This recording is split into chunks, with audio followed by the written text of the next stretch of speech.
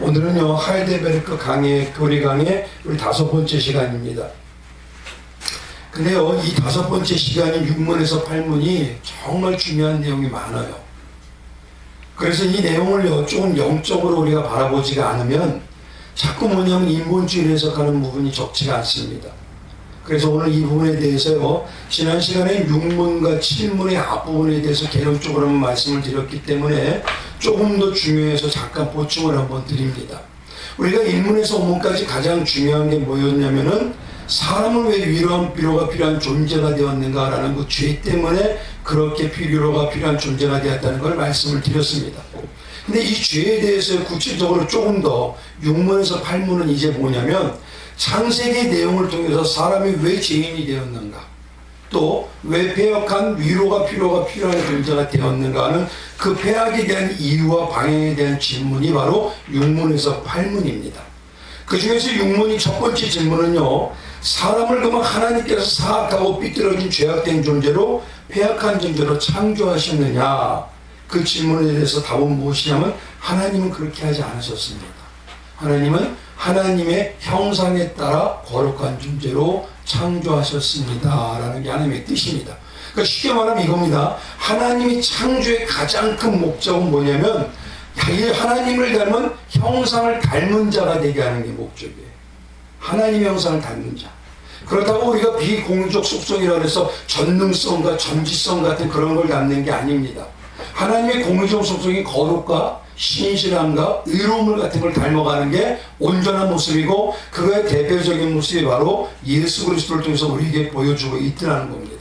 그래서 하나님께서는요 제6문에는 뭐라고 하냐면 하이델베르크는 절대로 그렇지가 않습니다. 하나님께서 사람을 창조하신 이유는 자기 형상을 따라 참된 의와 거룩한 존재로 창조하시기 위해서 그렇습니다 라고 하고, 그 의롭고 거룩한 존재로 창조하신 형상을 닮아가는 방향에 대해서 3가지로 얘기해 주셨어요.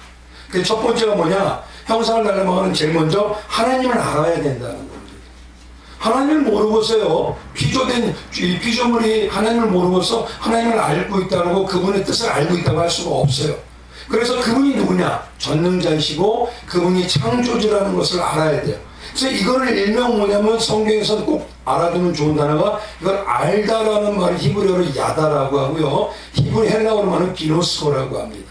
그건 뭐냐면은 지식적으로 조금 알다가 아니에요. 지식적으로도 깊이 알고, 삶적으로도 깊이 알고, 체험적으로도 깊이 알아서 친밀한 부부가 오랫동안 생활하면서 알았다라는 의미로 바로 알다라고 얘기하는 겁니다. 근데 우리가 뭐냐면 성경 공부를 통해서는 아니면 제자문에서 잠깐 알았다 해서 그게 아닌 게 아니라, 그거는 알기 위해서 하나의 방편으로 또 들어갔다는 소리가 되는 거예요. 그래서 정말 아는 것은 바울처럼 평생을 들여서 자기의 죄인됨을 깨닫고 예수 그리스도의 십자가가 얼마나 중요하며 그 은혜의 신앙이 아니면 나는 살 수 없다는 걸 깨닫는 겁니다. 그래서 바울은 뭐라고 합니까? 평생을 선한 싸움 다 싸우고 달려갈 길 다 가겠다고 얘기하는 겁니다. 그런 하나님을 아는 자에게 나오는 게 어떤 내용이냐면, 하나님을 알면 할수록 뭐냐면 그분이 사랑이 얼마나 깊은지를 알아요. 그래서 그 사랑의 깊음으로 그 사랑을 통해서 우리에게 영원한 생명을 주시기 위해서 이 땅까지 오신 그분, 그 한 분을 뭐냐면 너무 사랑을 알기 때문에 이제는 사랑받은 존재로서, 사랑할 수 있는 존재로서 내가 이제는 이 하나님을 사랑하고 자랑하기 위해서 그렇게 만들어 가시더라라는 것입니다. 그게 두 번째였어요. 그래서 하나님을 사랑하는 자가 되게 하기 위해서입니다. 그래서 이런 사랑하는 자를 일명 뭐냐면 스스로 내가 사랑하는 내 사랑하는 걸 찾아간다 그래서 그게 자족하는 신앙이라죠. 근데 우리가 사랑하는 게 아니라 그렇게 하나님을 사랑한다는 일명 내 안에 누가 계신다? 성령이 계신다는 소리입니다. 그런 장성한 신부가 들어가는 가장 핵심이 뭐냐? 사랑인 거예요. 그래가지고. 그래서 사랑이 없이는요 하나님의 말씀 믿음 소망 사랑 중에서 제일 사랑이라고, 사랑이 없이는 아무것도 안 된다고 하는 거예요. 그만큼 사랑은 어린 시간 사랑에서 장성한 사랑으로 넘어가야 되는 거예요.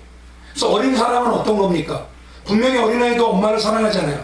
근데 사랑은 사랑이지만 받는 사랑이에요. 근데 장성한 사랑은 어떻게 되죠?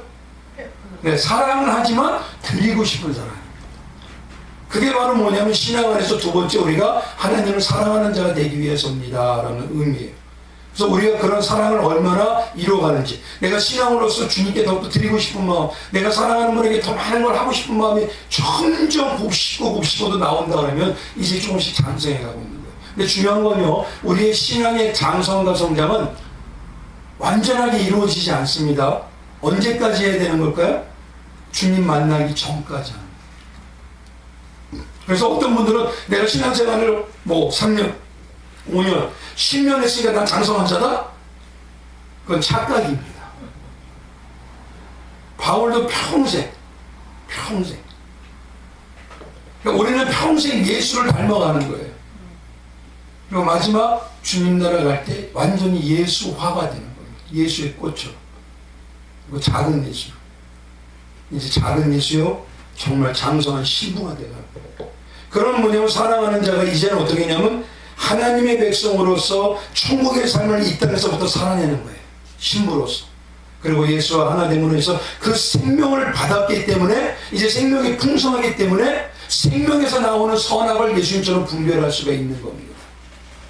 그런 예수님처럼 분별하는 그가 바로 영원한 행복을 누리는 자이고 하나님을 삼위 하나님을 찬미하고 영광을 돌리는 그런 자가 됩니다라고 말씀하는 거예요. 그래서 성경에서 창세기에 나타난 1, 2장은요 어떤 거냐, 하나님의 목적을 나타내고 있어요. 하나님의 목적. 그리고 하나님 먼저 어떻게 할 거라는 걸 선포를 하시는 겁니다. 그게 예를 들어서 우리가 편지를 쓸 때 되면 내가 너한테 이렇게 되면 너 조심해라, 먼저 이런 거 있잖아요. 편지 쓸 때 아들아, 진강아, 너 이거 조심해야 돼. 그리고 먼저 선포를 딱 하는 거예요. 그게 1, 2장입니다. 창세기 1, 2장. 그리고 뒤에 가서 부여 설명하는 거예요. 어떤 걸 조심해야 되냐면 찾길 가는 때 조심해야 되고, 친구 만날 때 조심해야 되고, 어떤 여자들 만날 때 누구 나중에 결혼할 사람이 또 조심해야 되고, 이제 삶을 살 때 어떤 거 먹는 것도 조심해야 되고, 이런 걸 세부적으로 얘기하는 것이지, 창세기 1장, 1장, 2장은 뭐냐? 하나님께서 하나님의 목적을 딱 먼저 선포를 하시는 거예요. 너 이걸 위해서 내가 만든 거야. 그게 첫 번째가 뭐냐? 형상을, 하나님 형상을 이루는 자가 되게 하는 겁니다. 그게 목적이에요.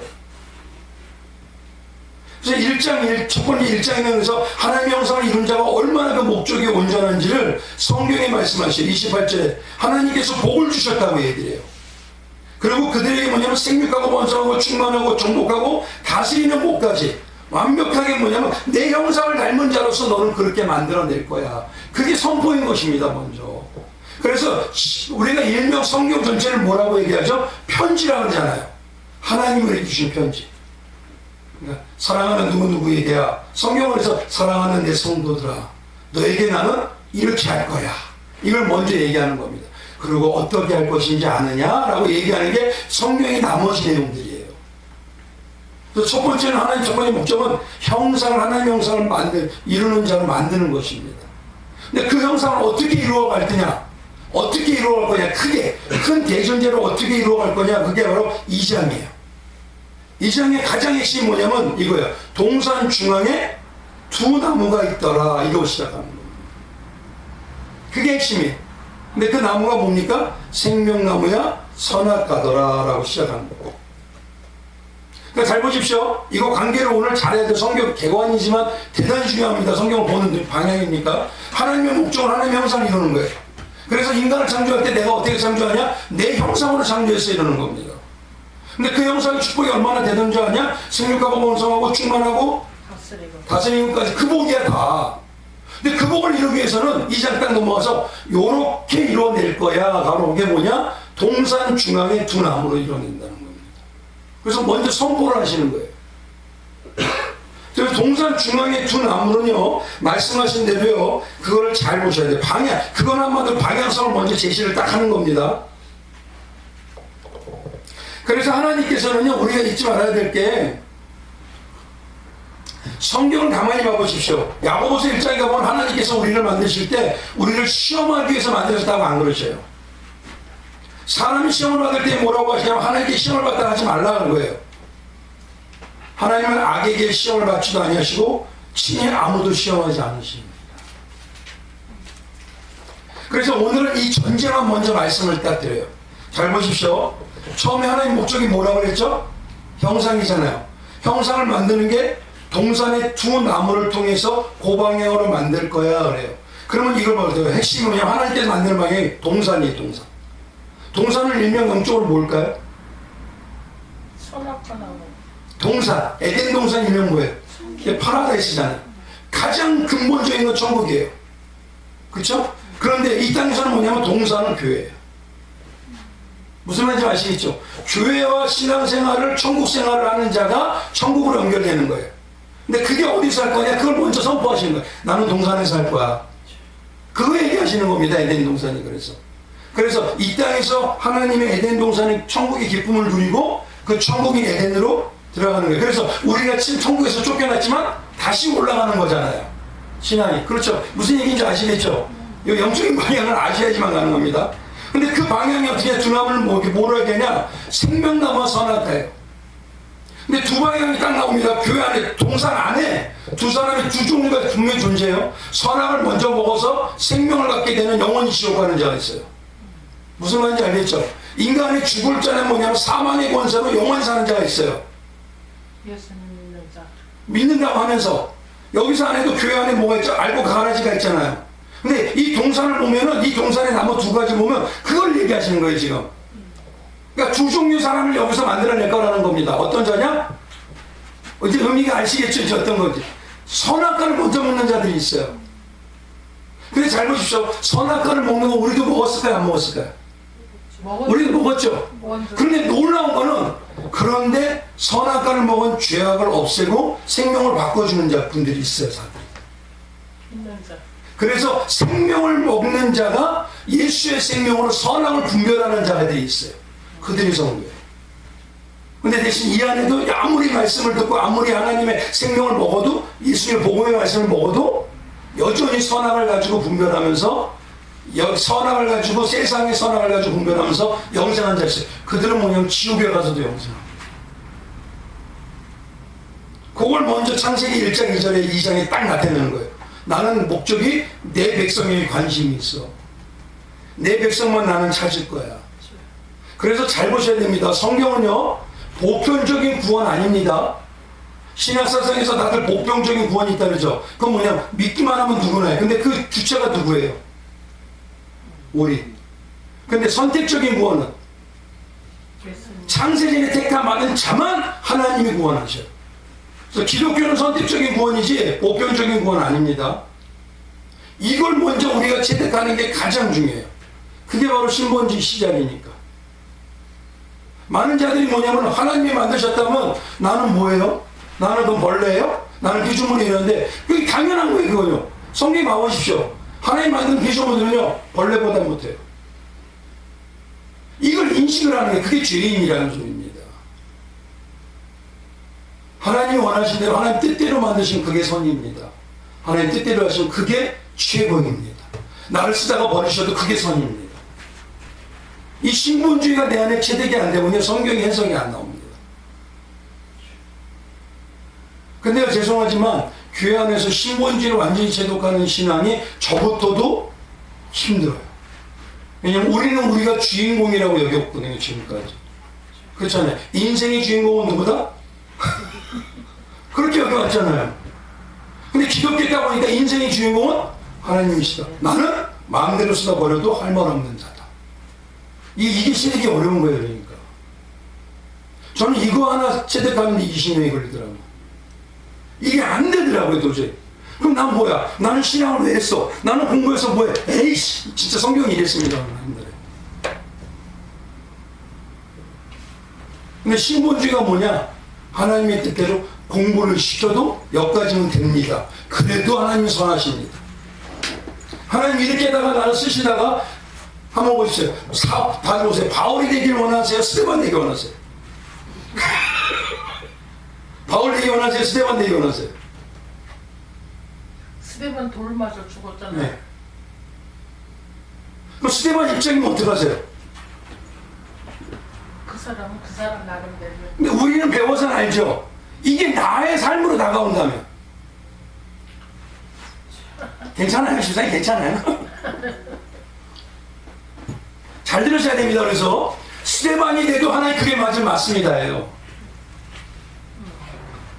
그래서 항상 항상 말씀드린 게 저도 뭐냐면 목회를 하다가 하나님이 이제 그만둬라 그래도 맞습니다.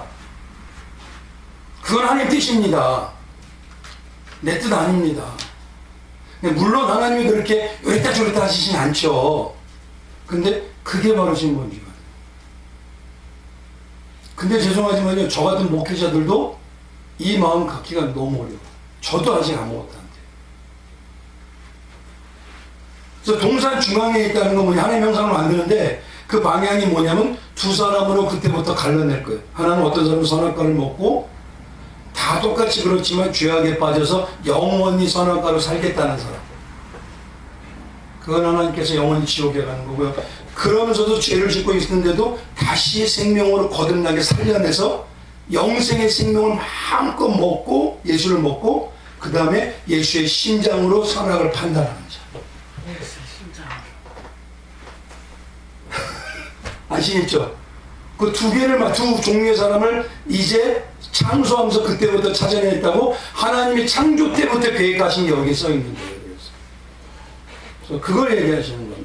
그래서 성경에 바라보면요, 창세기 2장 17절에 가보면요, 먹지 말라 정령주의를 하실 때 뭐만 얘기하냐면 생명나무를 먹지 말라고 하는 건 없어요. 선악과를 먹지 말라 그러죠. 그럼 왜냐하면 하나님께서 하나님의 때가 되면은 하나님 말씀에 따라 순종하면서 생명을 먹게 하고 그 다음에 생명이신 예수의 마음으로 온전히 분별하는 자. 그래서 뭐냐면 어린아이는 젖을 먹지만 단단하신 분은 어떻다고요? 선악을 분별해서 체험적으로 능력이 나타나는 자들이라고 하시죠. 아시겠죠? 이제 그렇게 얘기하시는 겁니다. 그래서 영원한 생명의 나무는 누구입니까? 요한복음 15장에 말씀하시죠. 그분은 우리에게 생명을 주시는 포도나무로 얘기하시지 않습니까? 그러니까 중요한 거는 뭐냐면요, 하나님의 말씀의 뜻은 분명히 하나님의 형상을 만드는 거예요. 근데 그 형상의 대표적인 게 제자들에게 한마디 하시죠. 빌리바, 나를 보므로 누구를 본다? 너 누구를 보면, 나를 보므로 누구를 본다 그랬잖아요. 나를 보면 하나님을 보는 거 아니냐. 그러니까 하나님의 형상에 나타나는 가장 중요한 대표인 게 바로 예수인 거예요. 그래서 우리의 목적은 뭐가 되냐? 예수가 내가 되고 내가 예수가 되는 나간 예수. 그래서 첫 번째 1장 1절 1장 2장은 뭐냐? 하나님이 먼저 선포하신 거야. 내 목적은 형상이야. 근데 그 형상을 만드는 걸 일명 예수님이 이 땅에 오셔서 우리하고 어떻게 하신다? 나는 너희와 뭐 어떻게 영원히 함께 산다. 이걸 뭐? 네. 하나님이 인간과 영원히 함께 산다는 걸 뭐? 있잖아. 예수님이 이 땅에 태어날 때 하나님이 인간 우리와 함께 하신다 그 뜻. 그걸 임마누엘. 형상으로 만드는 게 하나님 임마누엘 하신다는 거예요. 그 임마누엘 하시면서 목적 어떤 방향을 하냐? 동산 두 나무, 에덴 동산이라고 하는 교회에서부터 생명이 잔뜩 먹어서 올바른 선악을 분별하는 자. 근데 선악과를 여전히 생명을 줘도 선악과를 먹고 자기 영원 지옥갈 영생하는 자. 요 부분으로 나누겠다고 하시는 게 처음 부분이에요. 그런 의미를 알고 있는 자가요, 많은 사람들 중에서 오해하는 게 바로 제 7문을 오해를 많이 합니다. 이제 이게 중요합니다. 7문에 가보면 이렇게 해야 돼요. 그렇다면 이 내용을 그대로 받아들이면요, 우리가 그렇게 했다고 인본주의를 받아들여요. 이걸 잘 보셔야 됩니다. 보세요. 7문에 보면 이렇습니다. 그렇다면 사람이 이처럼 부패한 본성을 갖게 된 까닭은 무엇입니까? 그러니까 이에 대한 답이 뭐냐? 그것은 사람의 첫 서장인 아담과 하와가 낙원에 있을 때에, 에덴 동산에 있을 때에 타락하여 불순종하였기 때문입니다. 외적으로 보여지는 겁니다, 이거. 그렇죠? 우리가 실제로 팩트로 보여질 때 이겁니다.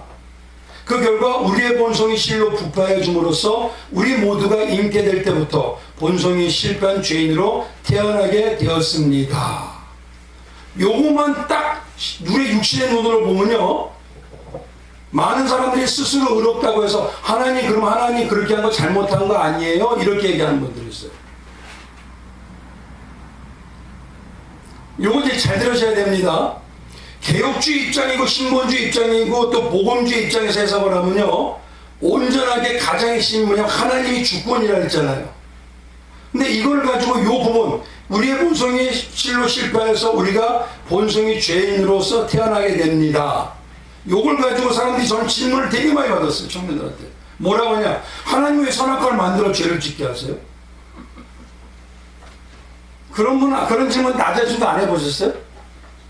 저는 어마어마하게 했는데. 그런 거야 진짜. 왜 아담이 범죄할 때 가만히 계셨어요? 그럼 하나님께서 죄가 들어오는 것을 모르시고 실패하신 거 아닌가요? 그래서 다른 대안으로 예수가 오신 거 아닙니까? 또 어떤 분은 그래요. 하나님께서 인간이 죄를 짓게 함정을 파신 거 아니냐고. 함정? 그럼 하나님께서 잘못하신 것인데? 요 부분 때문에, 이 질문 때문에.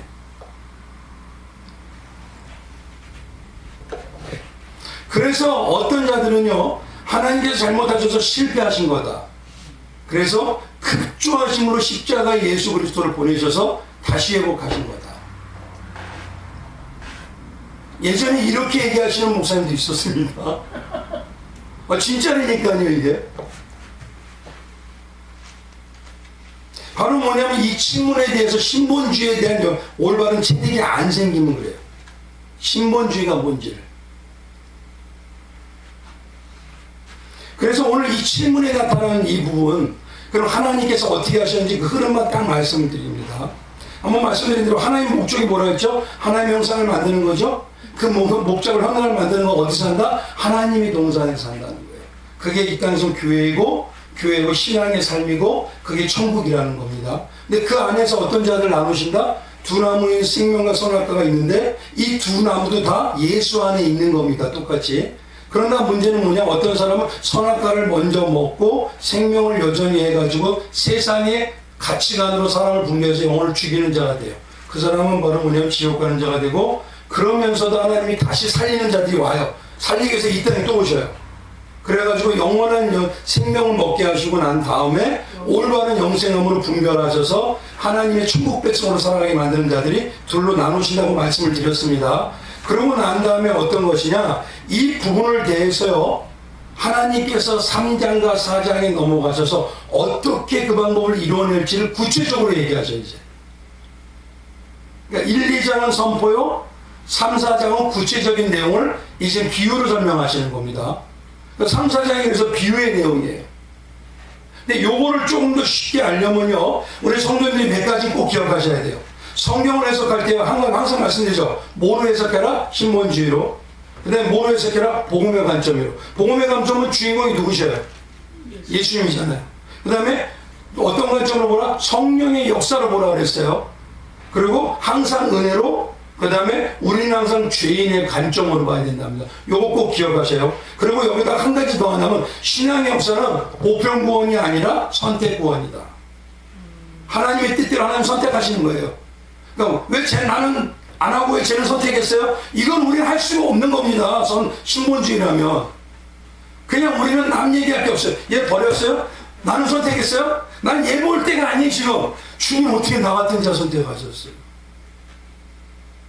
그게 급한 거지. 근데 우리는요, 나는 구원받았으니까 유대인처럼 선민이야. 그러니까 얘에 대해서 자꾸 신경을 써요. 걔들은 왜 버려요? 그럼 왜 죄를 들어오게 해요? 그러니까 은혜를 못 느낀다는 겁니다. 그러니까 이 5가지 방향 꼭 기억하시고, 마지막 한 가지가 신앙은 선택적인 구원이다. 그래서 알곡과 양과 가라지와 염소로 나눈다. 요거 기억하세요. 그리고 조금 더 알기 쉽게 하는 이제 앞에 말씀드린 1장, 창세기 1장과 2장의 형상과 두나무의 비유를 말씀하신 그 내용, 그 선포의 내용을 이루시는 걸 알기 쉽게 하려면요, 제일 중요한 게 예배소서의 말씀을 한번 가보면 연결시키면 빨라요. 예배소 한번 찾아보십시오. 1장 9절에서 10절.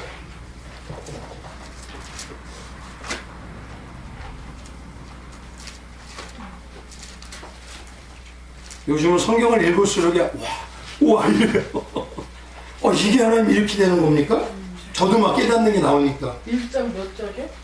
9절 10절. 9절 10절.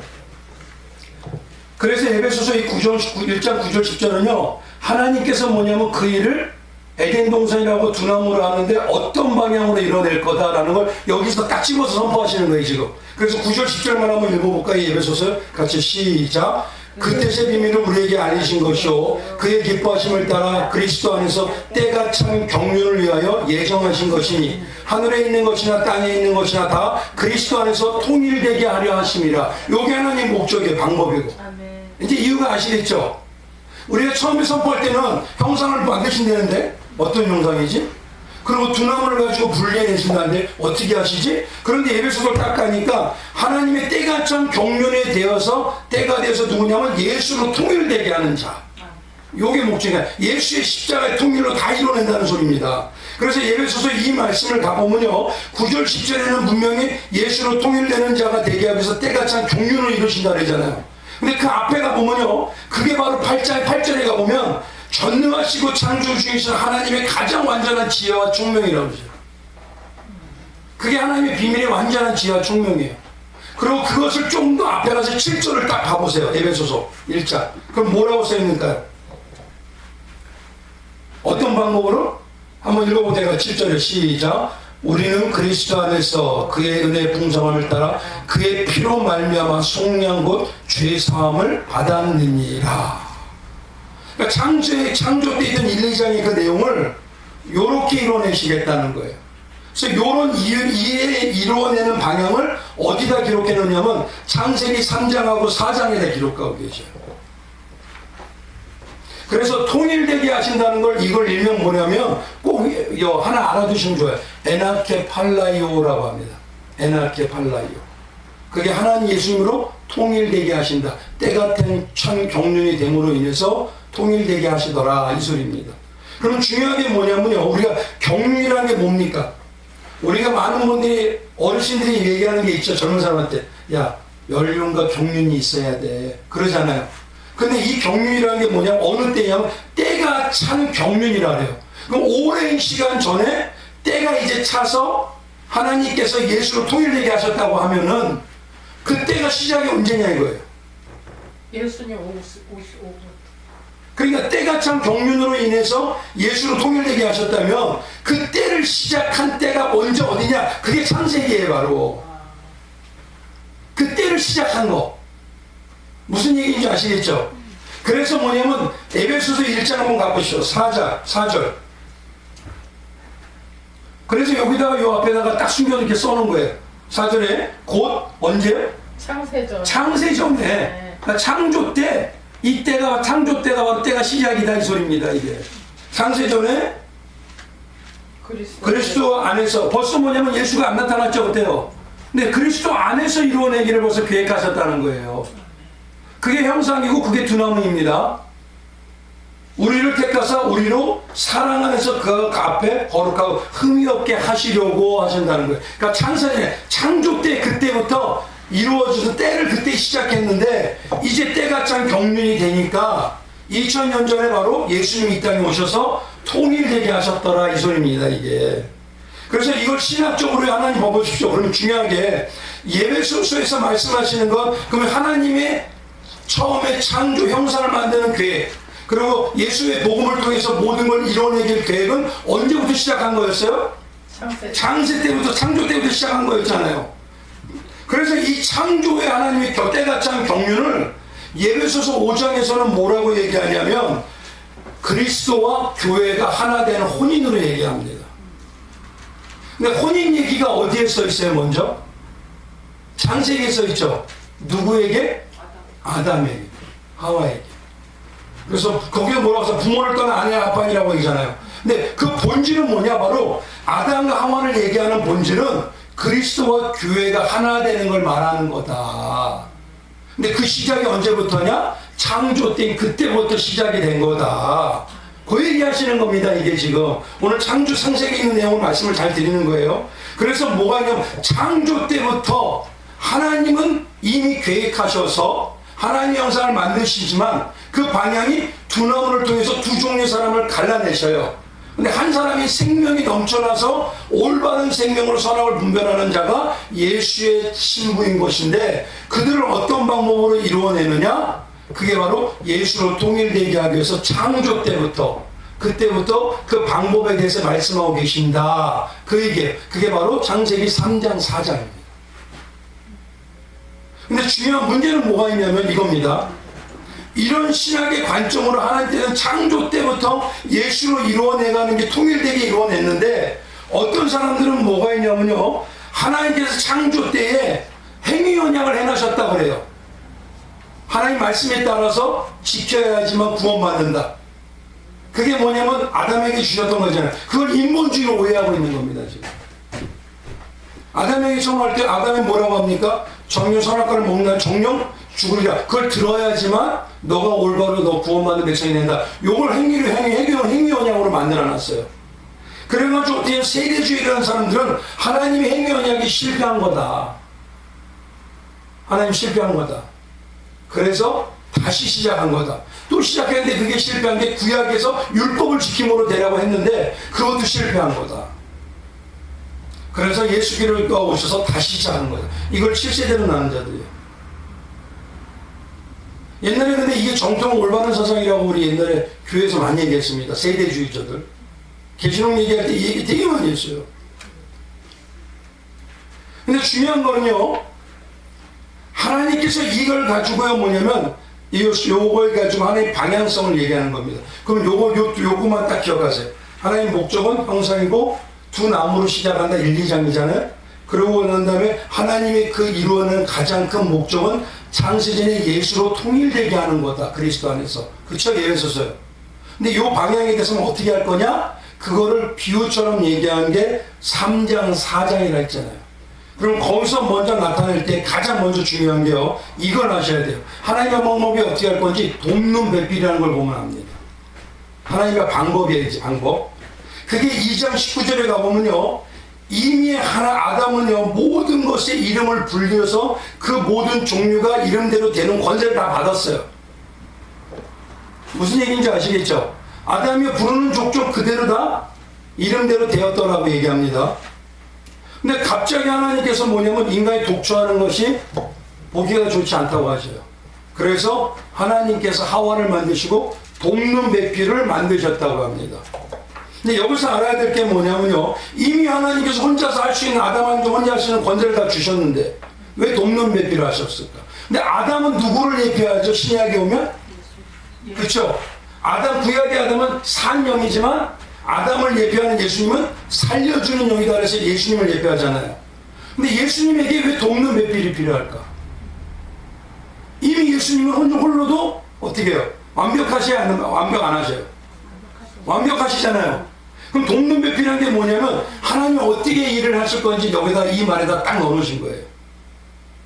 그래서 이미 혼자 권세를 받는데 돕는 배필이라는 건요, 이런 얘기입니다. 에제르 케네그도라고 그래요. 에제르 케네그도. 그래서 뭐냐? 매우 능동적으로 강력하게 함께하는 전쟁 용어예요. 잘 보십시오. 아담은 벌써 이미 부르는 대로 다 권세가 돼 있잖아요. 그럼 전쟁할 이유가 뭐가 있어요? 그렇죠? 그런데 여기다 다음에 하와를 만드시고 돕는 배필이라고 딱 집어서 전쟁 용어를 넣어버려요. 무슨 전쟁을 할 게 있어서. 그래서 이 에젤이라는 말은요, 강력한 조력자라는 의미가 있습니다. 강력한 조력자. 케네그도는 뭐냐면 그에 상응하는, 그러니까 뭐냐?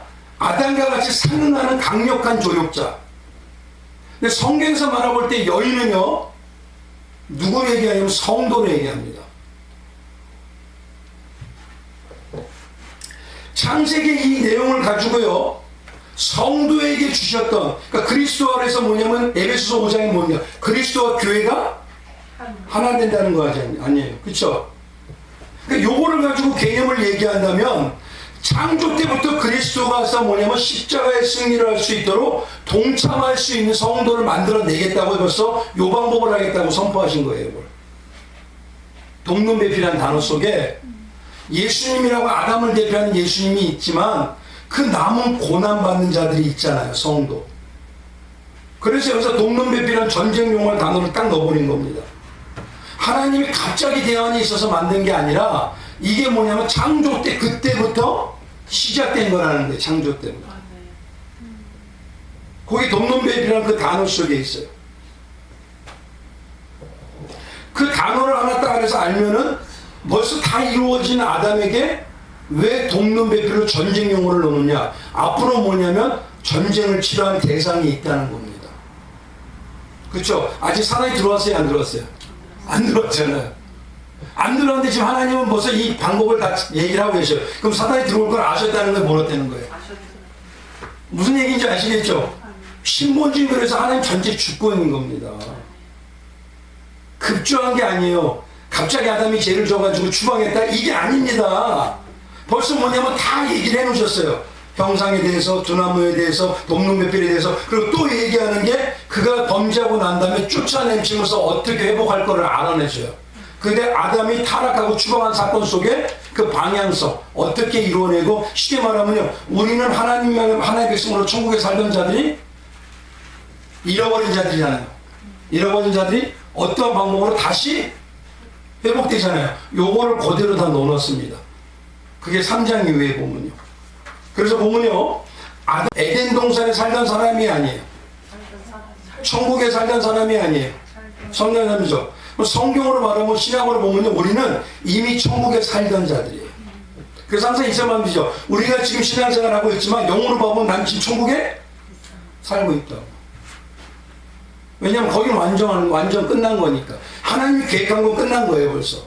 근데 우리는 이 시간과 공간이라는 가운데서 이루어져 가는 것 뿐이지, 내가 성령받은 하나님의 백성이라면 나는 지금 천국에 살고 있어요. 그러니까 이런 하나님의 신본주의를 한다면 걱정할 이유 있어요, 없어요? 그래서 성경을 몰라서 이 백성이 뭐가 없어서?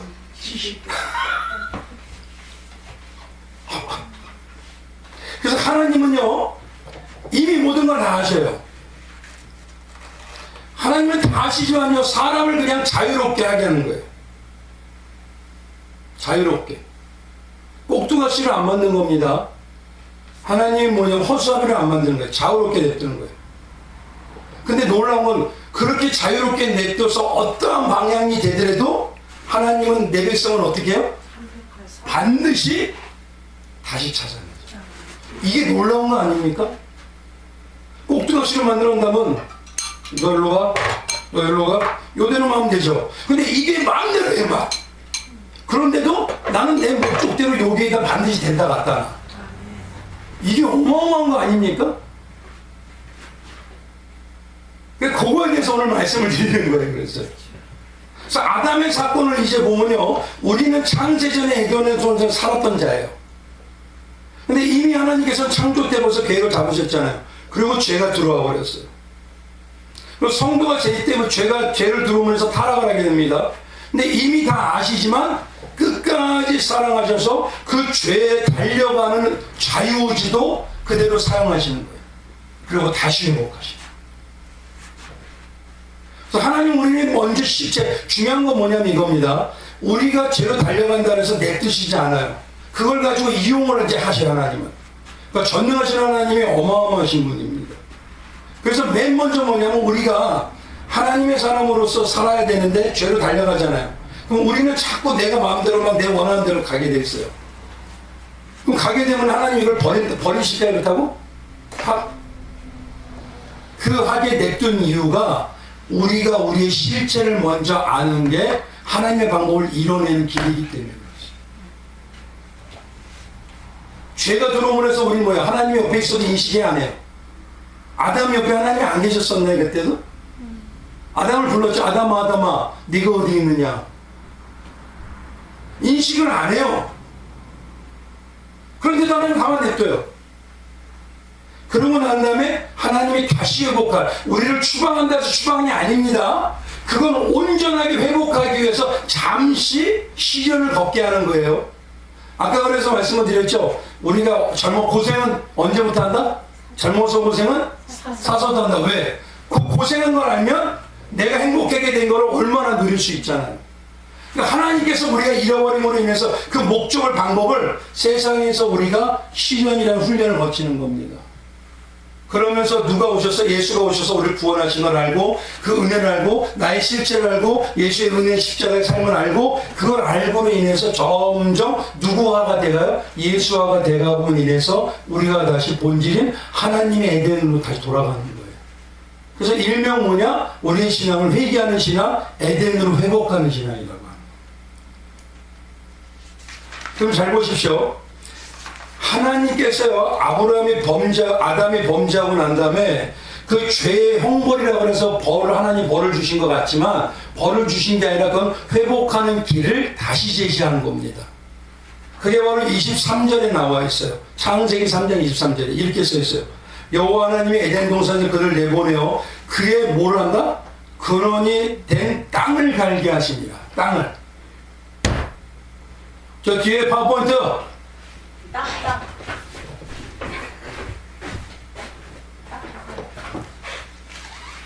잘 보십시오. 아까 말씀드렸죠? 제일 중요한 게 뭐냐면 먼저 동론배표를 만들어서 영적 전쟁이 있다. 그 얘기를 하셨잖아요. 그러고 난 다음에 이제는 죄를 짓고 나니까 이제 방법을 제시하는데 그 방법이 뭐다? 근원이 뭘? 땅을 갈게 하시더라. 그 가는 거를 신약으로 얘기해 보십시오. 뭡니까? 내 자아가 죽는 거예요. 그래서 먼저 그 방법을 얘기해. 너의 자아를 죽게 할 거야. 그 죽게 함으로 인해서 다시 찾아내. 근데 너를 찾아낼 때 어떻게 하냐? 동편문에서 두루도는 검을 통해서 다시 회복하는 길을 찾을 거야. 요거를 거기다 기록해 놓으셔요. 창세기 3장 24절 보면 이렇게 썼는데 이와 같이 땅을 갈게 하시고 그 사람을 쫓아내십니다. 그리고 에덴 동산 동쪽의 그룹들과 두루도는 불칼을 두어 생명나무의 굴을 지키게 하시니라. 그러니까 생명나무의 길을 지켰다는 건 동편에 있는 동편을 통해서 문을 통해서 이 문을 성막에서 말씀드렸죠. 동편 문은 어느 정도다? 성막의 문 크다 그랬잖아요. 근데 그건 누굴 얘기한다? 예수 그리스도. 예수님 안에 누구나 들어와라. 그 얘기한다 그랬잖아요. 그래서 동편에 있는 그 문과 그룹들. 근데 그룹들이 있는데 누가 그냥 불칼을 가지고 있어요. 그걸 통과해야지만 어디로 갈 수 있다? 생명나무로. 요걸 참 의미가 좀 애매하죠. 잘 보세요. 불 붙은 칼이라는 건 뭐냐면 나누세요. 불과 칼이잖아요. 성경의 불은 뭡니까? 성령, 말씀. 말씀과 성령이 불이라 그러잖아요. 그래서 뭐냐면 예레미야서에 가면 내 말이 불 붙은 칼, 방망이 같지 않냐, 불 붙은 검 같지 않냐 그래요. 그러니까 뭐냐, 하나님의 말씀이 불입니다. 그리고 칼은 뭐예요? 칼도? 맞죠? 하나님의 말씀이잖아요, 그것도. 지금 뭐냐면요, 하나님의 말씀인데 성령이 역사하는 그 말씀으로 뭐 한다? 칼이 되게 하신 거예요. 나의 모든 걸 어떻게 하죠? 도려내는 거 합니까? 원정케 하고요. 그렇죠. 내 안에 영과 혼과 관절과 골수를 뭐 한다 그랬잖아요. 그게 뭐냐, 말씀으로 나를 도려내는 게 나의 자아가 죽는 길이에요. 밭을 가는 거. 무슨 얘기인지 아시겠죠? 밭을 가는 거. 근데 그건 누구의 말씀의 핵심이 누굴 뭐라 그랬죠? 요한복음 5장하고 누가복음 24장에 누구? 예수의 말씀으로만 우리가 성결케 되고 온전케 된다 그랬잖아요. 아멘. 그게 내 마음의 밭을 가는 겁니다. 그래서 예수님은 요한복음 14장 6절에 이렇게 얘기해요. 예수님은요. 요한복음 14장 6절이요. 없나요? 거기 보면 이렇게 있습니다. 성 6절에 있습니다. 예수께서 이르시되 내가 곧 길이요라고 하시잖아요. 곧 길이요. 그건 동편 길이라는 소리예요. 동편으로 향하는 길. 나만이 길이라는 겁니다. 온전히 찾아가는 길. 그 다음에 진리요. 진리가 뭐죠? 말씀이잖아요. 내만이 그게 뭐냐면 불붙은 성령의 말씀이요 이 소리입니다. 말씀이요? 생명이에요. 생명나무이니 포도나무로 비유하는. 그러니 나로 말미암지 않고는 아버지께로 올 자가 아무도 없는 거. 이 방법으로 하나님이 해내시다는 것도 얘기하는 것입니다. 그래서 잘 보십시오. 이제 조금만 다시 한번 정리할게요. 요걸 정리를 잘해야지 나중에 방향성을 가지고 있어요. 신앙은 뭐다? 인본주의가 아니라 신본주의다. 그리고 하나님이 다 이루어내시는 복음과 성령의 역사와 은혜와 우리는 날마다 죄인이 받쳐 데려가는 것입니다. 그런데 창세기 1, 2장에는 뭐가 있냐? 하나님께서 어떻게 하나님의 형상을 이루어낼지를 선포하세요. 목적은 하나님의 형상이에요. 근데 그 일을 두 나무를 가지고 먼저 선포를 딱 하시는 거예요. 그러니까 이렇게 나누는 하나님의 형상을 이루는 자와 안 이루는 자는 나눌 거라는 거. 어디서요? 교회에서 천국 가는 자로서 나눕니다. 그런데 그 방법을 어떻게 할 거냐? 예배소서는 하나님 예수 그리스도 통일시킨다 그랬잖아요. 때가 참 경륜. 처음에부터 창조 때부터 때가 되는 그거를 가지고 많은 시간이 흘려서 예수로 통일된 거. 그러니까 예수화가 되는 거로 그것을 이루어낸다는 거예요. 근데 그 방법이 처음에 말하는 게 돕는배필. 하나님 예수 아담은 먼저 다 해놓을 수가 있는데 왜 돕는배필이냐, 이거 전쟁 용어. 그러니까 너희가 뭐냐면 믿음의 전쟁을 해야 된다는 겁니다. 믿음의 전쟁을, 그래서 선한 싸움 다 싸우고 달렵게 당할 때 나는 믿음을 지켰나니라고 하는 겁니다. 그 믿음의 전쟁을 하는데 그 방향이 뭐냐? 다시 돌아올게. 너희의 밭을, 심령의 밭을 갈게 해. 근데 그 심령의 밭을 가는 게 어떤 것이냐? 동편의 길을 따라서 불붙은 하나님의 말씀의 검으로 너희를 다 죽이고 난 다음은 어디로 가냐? 영원한 생명인 예수에게 갈 수 있다. 이 방법으로 해내겠다는 거예요. 아멘. 이제 이해가 되시죠? 여기까지가 3장 4장까지 다 내용이에요. 그러니까 선포를 먼저 하시는 거예요. 그리고 창세기 이후에 계속 뭐냐면 요거에 대해서 세부적으로 얘기하는 거예요. 그리고 본질이 나중에 신약에 와서는 예수로서 해결하는 겁니다. 그래서 말씀드린 대로 내가 곧 길이요 동편의 길이요 진리요 나는 불붙은 말씀의 검이요 그 다음에 생명이 나는 생명나무인 포도나무요 얘기하시는 겁니다. 이런 신앙적인 관점을 가지고 이제 중요한 게 우리가 신학에 대한 내용들을 이야기를 해결해야 돼요. 제일 먼저 보십시오. 첫 번째가 신학에서 말하는 행위 언약과 언약 언약의 관점을 신본주의로 봐야 돼요. 만약에 행위 언약이라는 아담이 말씀을 따라서 지키는 걸 행위 언약으로 해서 인본주의로 보면 하나님이 실패한 게 됩니다. 무슨 말씀인지 아시겠죠? 아담이 안 지켰잖아요. 그건 실패한 게 돼요. 그건 인간이 의롭게 하나님 쫓아갈 수 있는 사람이 되어버려요.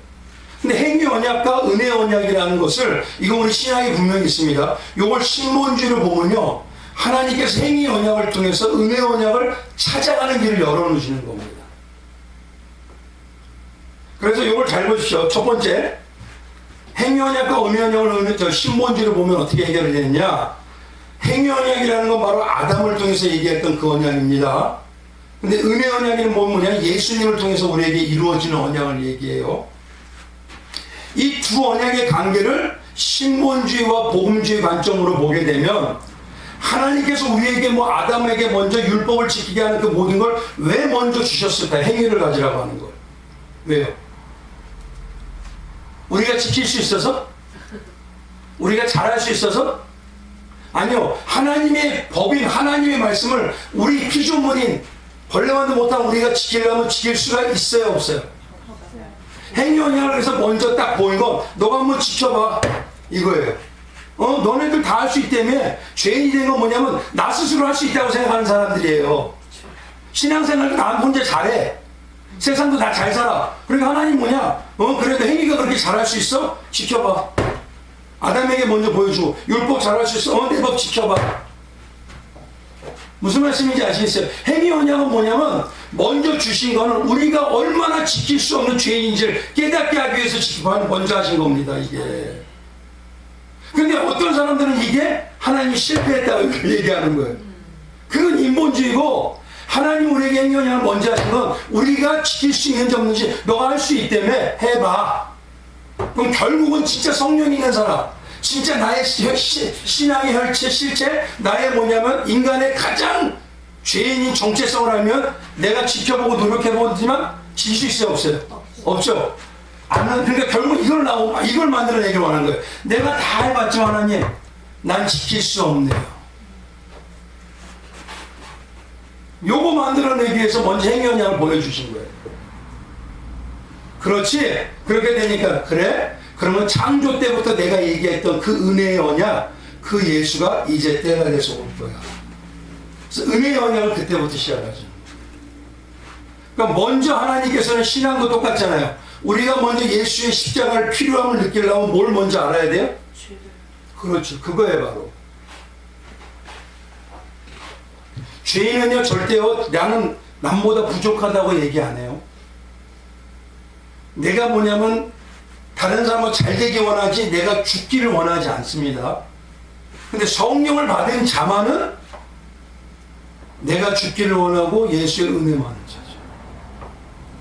그래서 행위 언약과 은혜 언약이라는 신학적인 관점을 올바로 얘기하면은 행위 언약을 먼저 주신 이유는 우리가 얼마나 지켜봄으로 인해서 할 수가 없는 죄인지를 깨달으라고 하나님이 그냥 자유롭게 냅둔 거예요.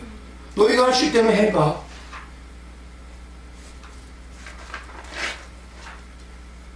근데 그걸 내비웠지만 결국은 우리는 돼야 안 돼요? 안 되고 안 돼서 그렇지 거봐. 그러니 이제 내가 너희를 해줄게 라고 시작하는 게 은혜 언약입니다. 그거 얘기하는 거예요. 그래서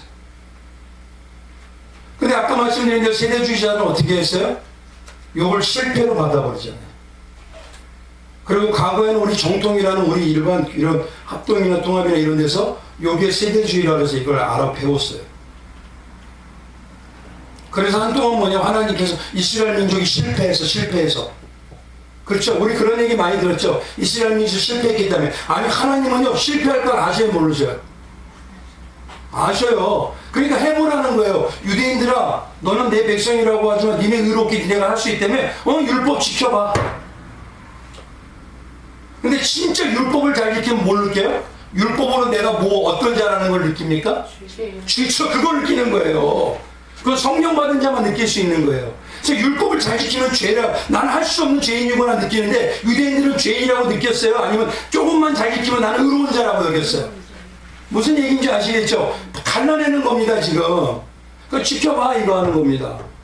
근데 결국은 진짜 하나님의 백성은 지킬 수 있다고 해요? 없다고 해요? 없습니다. 그러니까 은혜 아니면 나는 살 수가 없는 자입니다. 그래서 은혜 언약으로 하나님이 넘어가게 합니다. 그러니까 이 관계를 신본주의로 해석하면 이렇게 넘어가게 돼요. 근데 그게 아니면 여전히 우리는 어떻게 되느냐? 하나님 앞에서 내가 의로운 자로 살 수 있다고 생각해요. 그래서 뭐냐면요, 고린도전서 15장에 가면 바울이 이 관계에 대해서 아주 정확하게 얘기를 하고 있어요. 15장에 가면요 이렇게 써있습니다. 45장 한번 가보세요. 고린도전서 15장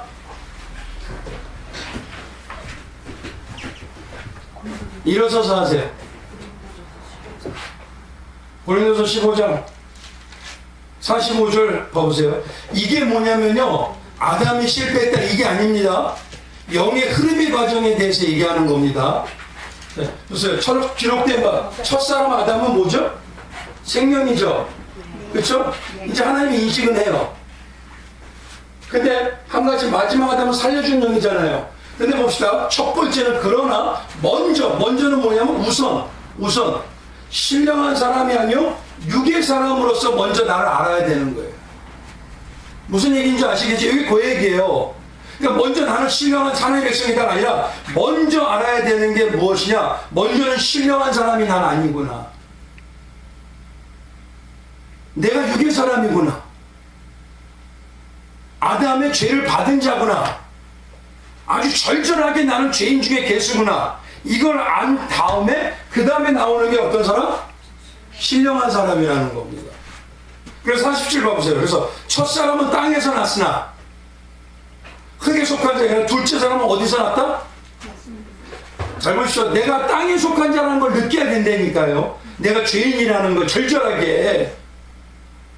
그래야 하나님의 은혜로워서 내가 구원받은 자로서 이제 하늘을 바라보는 둘째 하나님의 사람이라 하늘을 바라보는 사람인 걸 깨닫게 되는 거예요. 그래서 뭐라고 하냐면 먼저 봅시다. 49절에 이렇게 우리가 흙에 속한 자의 형상을 입은 것 같이 또한 하늘의 형상에 속한 이의 형상을 뭐한다? 입으리라. 그러니까 요거는 실패한 내용이지만 아니 어떤 내용이에요? 하나님의 형상을 입었기 때문에 실패한 아담이 되기 때문에 실패한 내용이 아니라 너희는 먼저 흙의 존재라는 걸 깨달아야 돼. 그래야지만 하늘에 속한 예수님의 은혜의 형상, 예수의 형상, 뭐냐면 이 땅에서 죽어질 형상, 그걸 알아야 예수의 형상을 입은 은혜가 얼마나 대단한지 아는 자가 되는 거예요. 고린도전서에 지금 딱 기록해 놓은 거예요. 성경을 요즘 보면 그래서 바울이 어마어마한 사람이에요 지금. 야, 그러니까 요 내용은요 아담이 실패했다고 그런 내용이 아니라 뭐냐? 우리가 먼저 흙의 존재였구나. 흙의 존재였는데 예수의 은혜로 신령한 존재로 내가 바뀐 거구나. 그러기 위해서 흙의 존재란 나는 죄인 중에 개수와 같은데 그걸 깨달은 자만이 예수의 은혜로 하늘의 형상을 닮아가는 자가 될 수 있구나. 요 얘기는 뭐냐면 신앙의 방향성을 얘기하는 겁니다. 이게. 두 번째는요 이겁니다. 성경적으로요 신본주의로 해석한다면 자유의지를 어떻게 해석하냐일 거 아니야 이거예요. 자유의지. 우리 성도님들 다 자유의지라는 걸 얘기하죠. 근데 세상이 바라보는 자유로운 의지는 뭡니까? 본질적으로. 세상이 말하는 자유의지는 내 마음대로 하는 거잖아요. 죄를 지을 것도 내가 하고 잘할 수 있는 것도 내가 하고 잘못하는 거 내가 하고 자유의지라는 게 그겁니다. 그래서 우리가 말할 때 자유지만 본질적으로 먼저 아셔야 돼요. 본질적으로요 세상이 말하는 그 자유의지 그건요 하나님의 관점인 신본주의를 보면 이 땅에 자유의지는 없어요. 무슨 얘기인지 아시겠죠? 하나님 만든 존재라면 하나님의 손에서 벗어날 존재 있어요 없어요? 무슨 자유의지예요? 그들이 말하는 자유의지는 진화론의 자유의지예요. 그러니까 신본주의, 이 진화론은 가장 핵심이 뭡니까? 인본주의잖아요. 근데 우리의 관점이 기독교가 아닌 신본주의를 보면 주인은 누구셔요? 하나님이잖아요. 하나님에서 벗어날 수 있는 자? 없어요. 그러면 자유의지는 본질적으로 없다. 요걸 하셔야 돼요. 그렇다면 중요한 게 뭐냐면 자유의지는 없는데 하나님 우리를 자유롭게 안 내비두냐? 아니요. 자유롭게 냅두셔요. 어디요? 하나님 안에서 냅두는 거예요. 그래서 육신의 눈으로 볼 때는 내가 마음대로 사는 것 같아요. 내가 마음대로 죄 짓기도 하고 잘못되기도 하고 막 사람 때리기도 하고 막 살아요. 근데 본질적인 의미로 보면요 하나님의 드라마예요. 지구뿐만 아니라 우주는 하나님의 세트장이에요. 요거 잘 기억하셔야 됩니다. 하나님의 드라마, 하나님의 세트장입니다. 그럼 어떤 자는 악인이 있는 자가 있고 어떤 자는 선한 존재가 있어요. 그럼 주인공인 선한 존재는 고난을 당해야 안 당해요? 무슨 얘기인지 아시겠죠? 그 안에서 우리가 누구의 시각으로 보면요 자유롭게 사는 것 같아요. 근데 중요한 본질적인 의미로 보면요 모든 피조물은 하나님의 목적대로 쓰임을 받고 있는 거예요. 지금. 그게 우리는 택함 받아서 천국 가는 거고 어떤 사람은 육이 되어서 지옥 가는 거예요. 어떤 사람은 근데 그걸 가지고 얘기해요. 왜 저 사람은 지옥 보내고 나는 택했어요? 내가 지금 하나님 앞에서 하나님과 같은 절대적인 존재인가요? 아니죠. 그건 지금 하나님의 일을 누구를 지금 평가하는 겁니까? 이거 조심해야 됩니다. 성령을 받았다고 하나님을 안 한다고 하나님의 주권을 안다는 사람이 요 얘기한다면요 일단 신앙 응심해 보셔야 돼요. 교회 안에 그런 사람들 꽤 있어요. 하나님 나는 왜 구원했는데 저 사람들은 왜 안 했어요? 세상은 지금요 똑같은 봐보세요. 똑같은 존재가 있는데 나를 버려도 안 할 말이 없어. 근데 오히려 나를 택해서 이렇게 갖다 놓으셨네. 그 누구 마음이에요?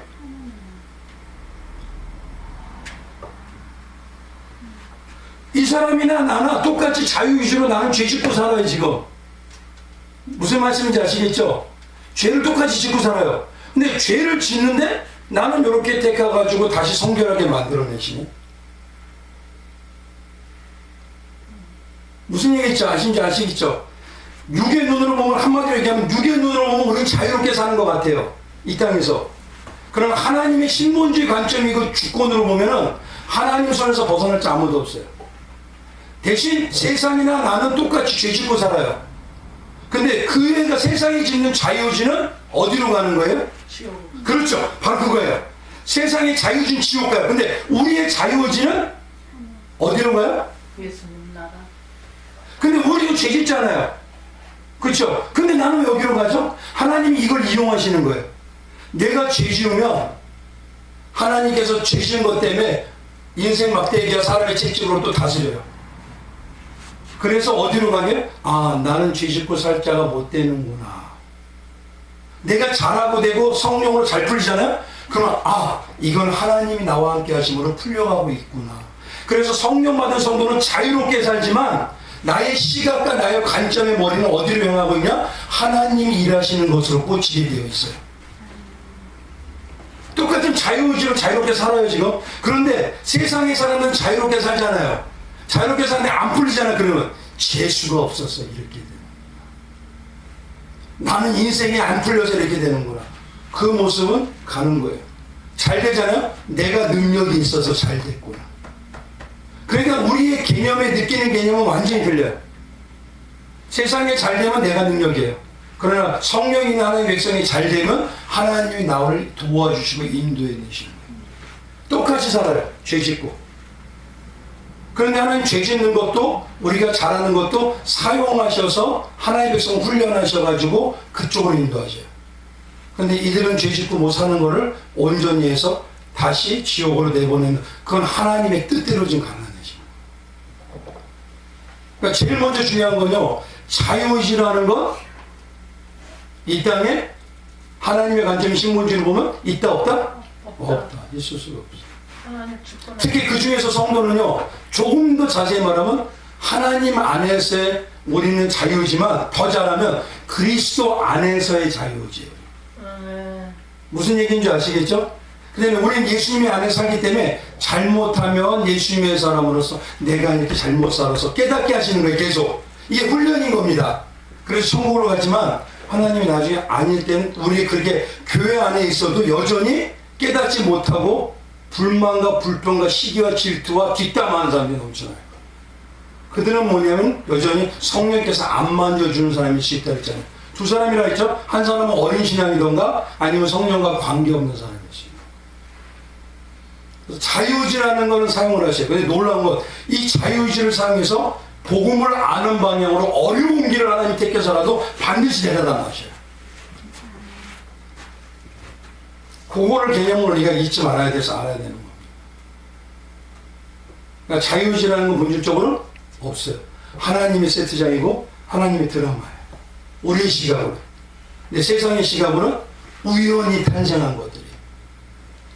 그래서 그러면 진화론에 있는 사람들은 인본주의지만 우리의 시각인 신본주의는 하나님의 손에서 벗어나는 건 아무것도 없다. 참 자유라는 완벽한 나 스스로 다 한다는 건 없어요.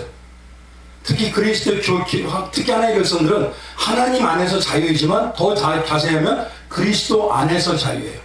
그러니까 우리가 아무리 자유롭게 막 살아도 그리스도 안에서 벗어나지 못해요. 네. 무슨 의미인지 아시겠죠? 벗어나지 못하니까 예수님이 그 안에서 훈련하셔서 우리는 어디로? 천국. 그런데 하나님의 드라마에서 있는 그들은 많이 자기 마음대로 자유롭게 살지만 결국 어디로? 지옥. 그렇죠. 그러니까 이게 뭐냐면 창조 때부터 하나님이 양분화를 하겠다고 딱 계획을 선포하신 거예요. 7장에 바로 이런 내용입니다. 근데 이거에 대해서 인본주의 해석처럼 아까 말씀 질문대로 하나님이 왜 죄를 조성하셨어요? 왜 죄진데 가만히 없어요? 이렇게 해석하기 시작하는 거는 결국 신본주의가 뭔지를 아직 모르는 겁니다. 그런 자에게 나왔던 게 뭐냐면 결국 8절에 답이 하나밖에 없어요. 8문에 뭐라고 하냐? 그러면 우리는 어떠한 손도 전혀 행할 수 없으며 온갖 사악한 일들을 행하는 대로 이끌려갈 정도로 그렇게 부패해 있습니까? 맞죠?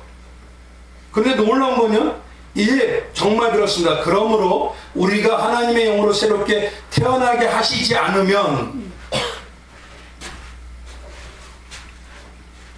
여기 잘 보십시오. 이거 좀 문제가 있어요. 우리 언어를 잘 보셔야 돼요. 새롭게 태어나지 않으면이 아닙니다. 하나님께서 오늘 새롭게 태어나게 하시지 않으면 거듭나게 하시지 않으면 우리는 도저히 해결할 수 없는 저 지옥으로 가는 자들입니다. 이제 아시겠죠? 그래서 하이델베르크가 뭐냐면 요거는 팩트는 정확하게 해요. 근데 이거를 신본주의 신앙으로 얘기하면 정말 그렇습니다. 우리가 하나님으로 새롭게 태어나게 하시지 않으면 이 부패는 도저히 해결할 수가 없습니다. 그런데 하나님께서 예수님을 통해서 거듭나게 한다는 새롭게 태어나게 하심으로 인해서 우리가 하나님의 자유롭게 살지만 그 안에서 천국을 인도하는 우리는 알고입니다. 이렇게 나옵니다. 끝. 이해가 되시나요? 여기 처음에 알기는 되게 어려워요. 창세기에 있는 내용이기 때문에. 그래서 요거를 좀 설명을 잠시만 한번 엑기스만 이제 정리만 딱 할게요. 하나님의 목적은 형상이다. 근데 형상을 이루어내는 방향성을 먼저 선포한 건 두 나무로 선포하셨다. 두 나무로 선포하시고 그 일을 어떻게 이루어낼 거라는 걸 우리가 교리적으로 얘기하신 것이 바로 예배소서의 1장 9절에서 8절이다. 하나님 예수 그리스도 통일되게 예수를 닮은 자로 만들어내실 것이다. 근데 그 방향이 바로 돕는배필이라고 하는 전쟁 용어를 이미 사용하시고 그 다음에 하나님께서 뭐냐면 아담이 범죄함으로 인해서 먼저 범죄하는 자가 되게 알게 하고 난 다음에 그리고 해결할 수 있는 은혜 언약으로 이끌어내시는 걸 우리에게 얘기하시는 것이다. 그렇기 때문에 이걸 신본주를 보면 행위 언약과 은혜 언약은 실패한 게 아니라 하나님 먼저 행위 언약을 통해서 너희가 한번 지켜봐. 다 따라가 봐. 그런데 우리는 안 되기 때문에 하나님의 은혜 언약으로 그렇게 우리를 먼저 알게 하시고 우리가 얼마나 죄인이라는 걸 알게 하시고 은혜로만 이루어진다는 걸 알게 하시는 것이다. 그러나 이 안에서 우리는 자유롭게 사는 것 같지만 성령 받은 자도 죄를 질 수 있고 다양하게 자유롭게 살지만 결국 하나님께서 죄를 지면은 다시 초달로 때리셔서 앞으로 세우시고 사람이 이끌어내셔서 우리를 삶 속에서 훈련하시고 천국을 가지만 그 세상에 있는 사람들은 자유롭게 사는 것 같지만 결국 그들의 마지막은 지옥이다. 그러니 하나님이 거듭나게 하지 않으시면 우리는 온전히 해결할 방법이 없다. 요게 딱 전체 진 줄거리입니다. 이해가 되시나요? 이걸 지금 이해하신다고 이거 대단히 정한데. 그래서 말씀드렸죠. 하나님 손에서 벗어날 수 있는 참 자유지는 없다. 없어요. 전제하에만 자유. 그러니까 그 전제 안에서는 그렇죠. 그 안에서 자유롭게. 그 전제 안에서 자유제가 있다잖아요. 그렇죠. 그 안에서는 팩트상으로 자유롭게 살아요. 그럼 자유의지가 본질적으로 없다라고 얘기가 가능한 거 이게 근본적으로 얘기하는 거죠. 근본적으로 신앙으로 얘기할 때 교리나 사람의 얼마나 언어적으로 얘기하는 게 아니라 우리가 신본적으로서 맨 먼저 말했던 게 우리가 신앙을 신본적인 전제하에서 이거를 얘기한다면 신본적인 전제 안에서 얘기한다면 하나님의 주권이라는 개념으로 볼 때는 자유로움은 그 하나님의 안에서 있는 것이지 우리가 말하는 세상의 자유처럼 내가 마음대로 할 수 있다? 마음대로 바꿔가겠다? 이거는 있을 수가 없다. 본질적으로 얘기할 때. 그렇죠. 예수 안에서만 자유로운 거. 근데 그 말씀대로 예수 안에서 하나님 안에서라면은 그건 언제든지 자유롭게 살도록 우리 하나님이 헛수아비가 아니라 자유롭게 살도록 내뜨시는 거예요. 근데 그런 자유롭게 나는 죄 짓고 뭐 하는데도 그걸 하나님의 성령 받은 백성은 다시 회복하는 걸 하나님이 힘든 길을 택하신 거예요. 그러니까 하나님이 이 땅에 오셔서 예수님으로 사람으로 오셔서 죽는다는 게 힘든 길이잖아요.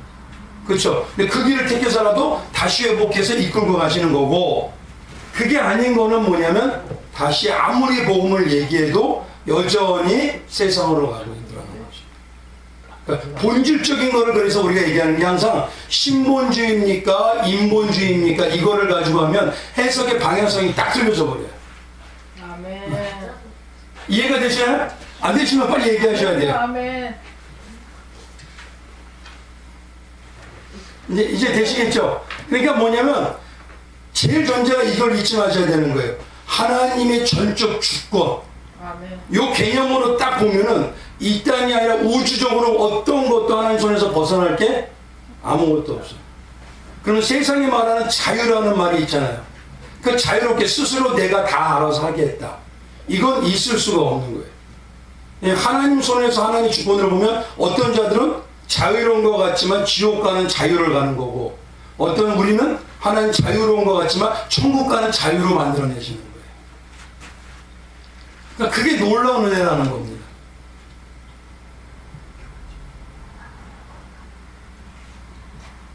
이제 이해가 되죠? 여기에 지금 이게 지금 부딪혀야 돼요, 원래.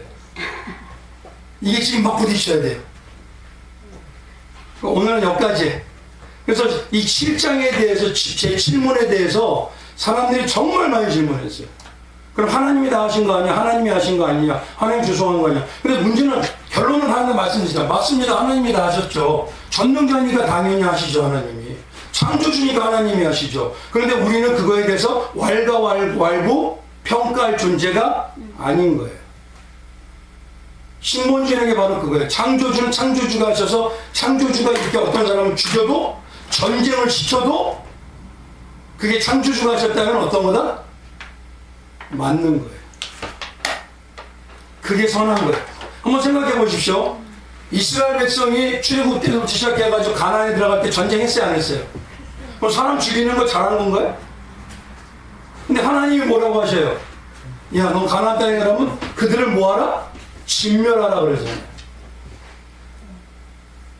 그렇죠? 진멸하라고 하죠. 그러면 우리의 개념으로 우리의 가치관으로 보면 하나님이 사람을 죽이라 그래? 맞잖아요. 근데 하나님의 신본주의라고 하는 선민이라는 개념으로 하나님의 신본주의를 보면 하나님이 그렇게 진멸하는 게 선한 것이고 맞는 거예요. 요걸 먼저 우리가 찾게 딱 정립이 안 되면은 신학적인 부분에서부터 자꾸 헷갈려요. 어떤 때는 신본주의를 해석했다가 어떤 때 인본주의를 해석했다가 막 이렇게 바뀌어버립니다. 아시겠죠? 아직까지는 어렵죠? 질문을 수시로 하시기 바랍니다. 우리 기도하겠습니다. 존귀하신 하나님 아버지 감사합니다.